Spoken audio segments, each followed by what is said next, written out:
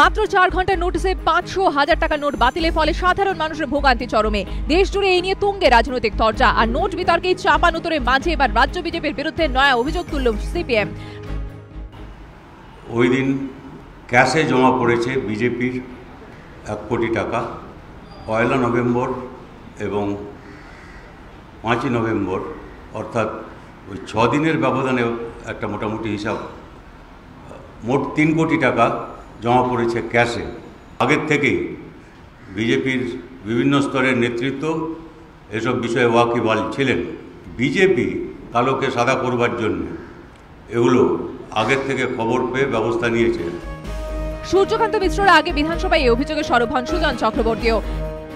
বিজেপির প্যান নাম্বারেই টাকাটা জমা পড়েছে, কিন্তু বিজেপির প্যান নাম্বারে জমা পড়লো বড় টাকা, আর বাকি বহু লোক জানলে যেটা করতে পারতেন, তার যে টাকাটা তার প্যান নাম্বারে দিয়ে দিতে পারতেন। সবাই জানলো না কেন সমানভাবে? কোয়েশ্চেনটা এইটা। বিজেপির রাজ্য সভাপতি অবশ্য এই অভিযোগ পুরোপুরি উড়িয়ে দিয়েছেন। তার দাবি, মোদীর নোট বাতিলের ঘোষণার ঠিক আগে রাজ্য বিজেপির টাকা জমা দেওয়াটা নেহাতি কাকতালীয়। ব্ল্যাক মানি তখনই হয় যে তার হিসাব না থাকে। যে টাকা একদম সরকারি অ্যাকাউন্টে যাচ্ছে, যে অ্যাকাউন্টের এগেনস্টে প্যান কার্ড নম্বর আছে, সেখানে ব্ল্যাকের প্রশ্নই ওঠে না। আগেও গেছে এরকম, সেটা যে সম্বন্ধিত ডিপার্টমেন্ট আছে তারা দেখে নিতে পারেন। মোদীর নোট বাতিলের ঘোষণা ঠিক আগে রাজ্য বিজেপির অ্যাকাউন্টে বিপুল পরিমাণ অর্থ জমা দেওয়া নিয়েও তদন্ত দাবি করেছে সিপিএম। আপনাদের কি এরকম সপ্তাহে এই পরিমাণ টাকায় জমা পড়ে নিয়মিত বছর শুদ্ধ?